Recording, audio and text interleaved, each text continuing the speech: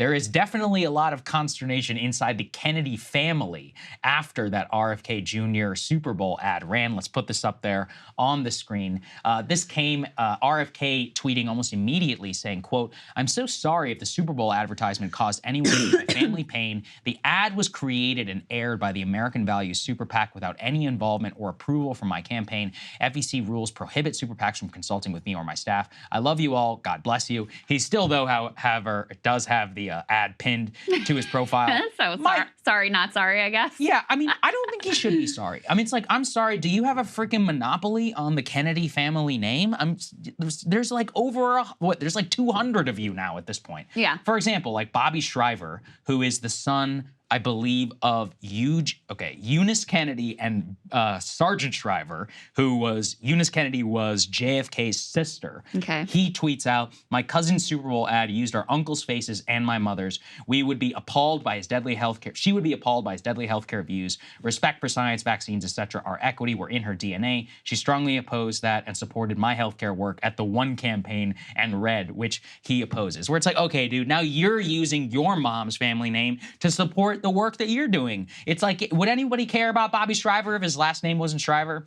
Sorry. You know, and the same thing, like one of his cousins chimed in the same way. RFK alone had like 11 kids. 11. JFK, what? He had 2. If you could include the Shrivers, Maria Shriver, and you got the Schwarzeneggers and all that. Who has claim at this point to the Kennedy family name? I'm just like, listen, if your last name is Kennedy, if we've got, what, 3 now U.S. congressmen who have grifted off the Kennedy name to be mediocre ones, Bobby can do whatever he wants to. If anything, he has probably more of a claim to the legacy than like a great uncle's son or whatever, who has been some random congressman from Massachusetts. So I was very annoyed by it. I'm curious what you think. Well, okay. So first of all, the second I saw that ad, I said to Kyle, I was like, the family's going to be furious. Yes. They're going to be furious because, I mean, that ad is, for political nerds, it's an iconic ad. Everyone knows it's this, nostalgia, throwback. And then for him to be superimposed on the ad and really be claiming, like, I am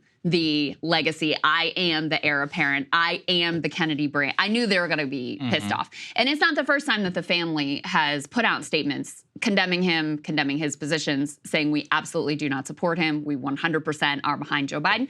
And I think that's their right too. Yeah, they can do whatever they want. You know, I understand their upset of like, this direction for the Kennedy brand is not at all what we want, what we see, what we identify with. And so it doesn't like upset me that they put out statements, but it does get to this, a couple things.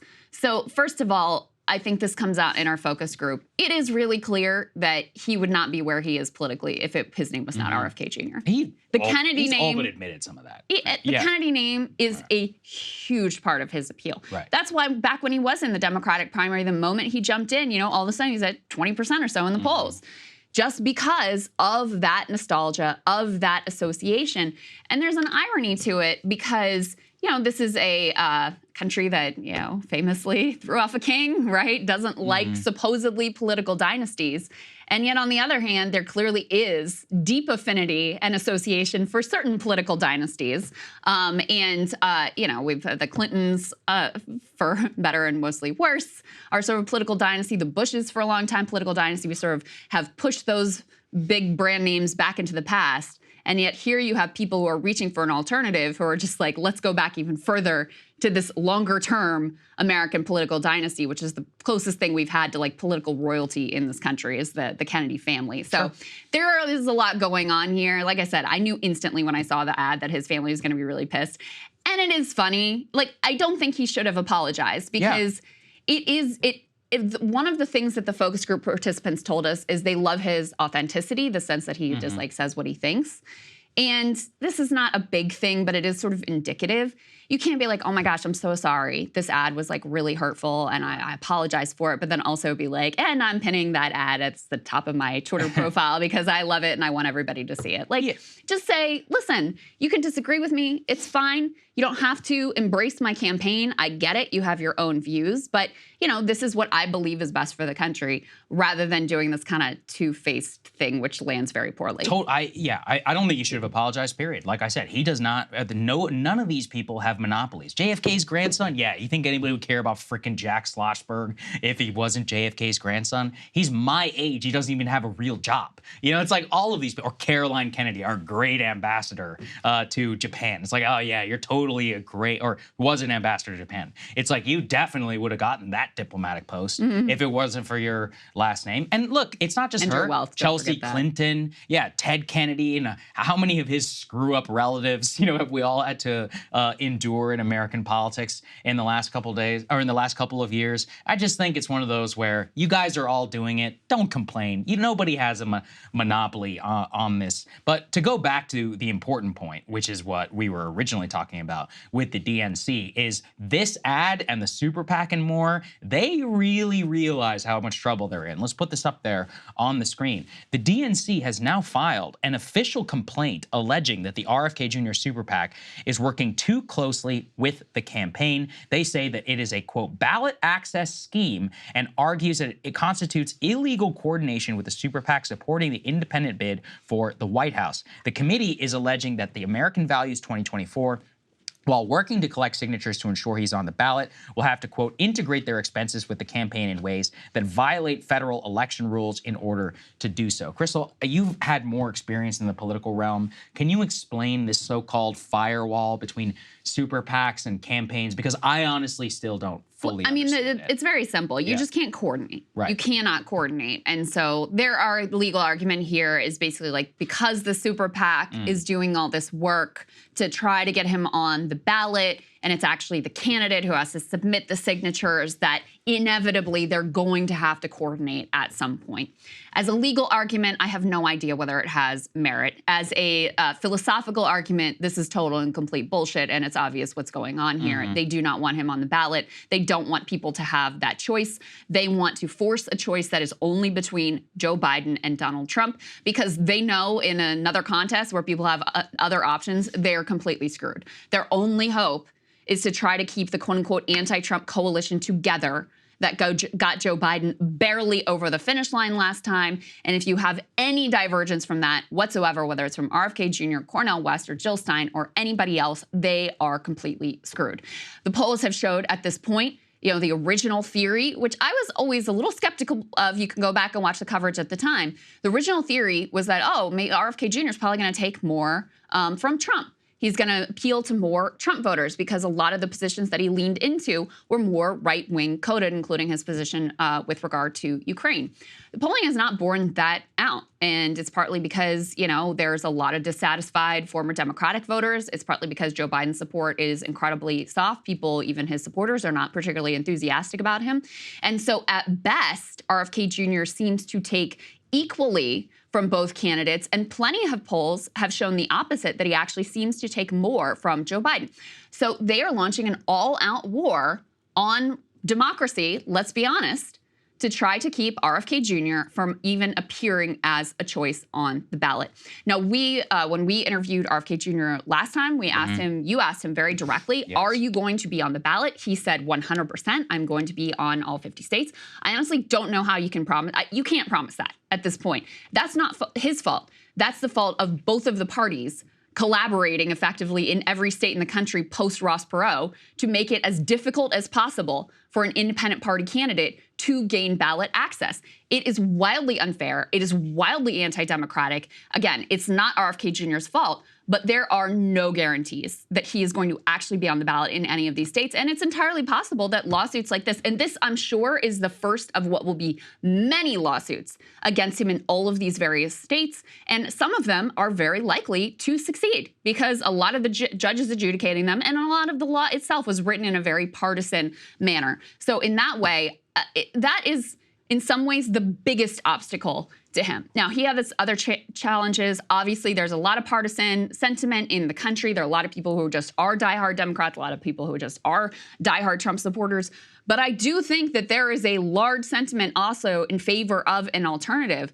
The question is whether or not there will be any alternatives for Americans that even appear on the ballot. And I think that is the biggest challenge. The other thing is, and I do want to always make this clear, you know, even this group of focus group voters who are with RFK and want to support him, even them, when they were really pushed on, okay, well, if it's very clear he's not going to win, and, you either have Joe Biden or Donald Trump, are you 100% going to vote for RFK? And even some of them were not 100% clear. We see this a lot of the times with third-party candidates that people are excited about it. But when it comes down to it, and it's like, but I don't really think they're going to be able to win the day. So really, I'm kind of throwing my vote away if I don't vote for one of the two parties. Oftentimes, their support ebbs when it comes down to it. And even Ross Perot, let's remember, he didn't win a single electoral college vote. So this system is really rigged and stacked against you. And part of that rigging is what we're seeing here from the DNC. We're going to tie you up with legal challenges in every way we possibly can. We're going to make sure that instead of, focusing 100% on campaigning,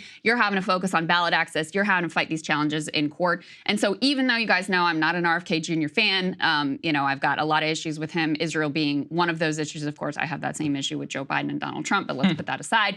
But even though I'm not a fan, I am a fan of democracy, and I believe people should have choices, and this is complete and utter bullshit from the Democratic Party. It's complete, but you're exactly right. I mean, it's just a project. And, I'm on RFK Jr.'s website where they're talking specifically about ballot access. The number of signatures that you need in some of these states is just completely insane. Like in California, you need some 22,500. They say here that 39 states require 10,000 or fewer, but California, Florida, and Texas require more than 100,000 signatures. And again, if it was just a matter of just getting normal people to just sign, it would be fine. But there it comes down to legibility, and they can challenge the validity if you can't read it properly. There's address verification. These are all dirty tricks that people have been using in politics now for decades, not only to just keep opponents off, but specifically third-party ballots. So as you said, the more that he appears to be a threat, the more that they are going to go after him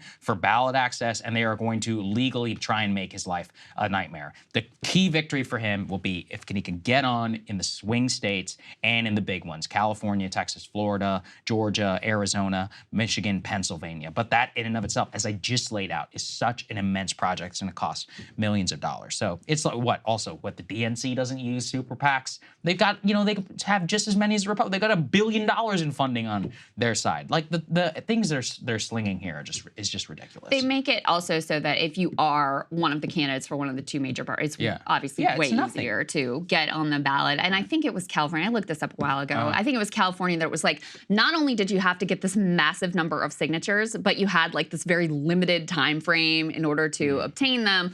I know Bobby has been looking at potentially running a Libertarian Party ticket to try to get ballot access, or even he and Cornel West have both talked about forming their own parties, because in some states that makes it easier to obtain ballot access. But it is an insane threshold that has been set here, and insane obstacles just to the basic functionings of democracy. It really is truly outrageous. And I don't care what you think of RFK Jr. Like I said, I have my own thoughts about him.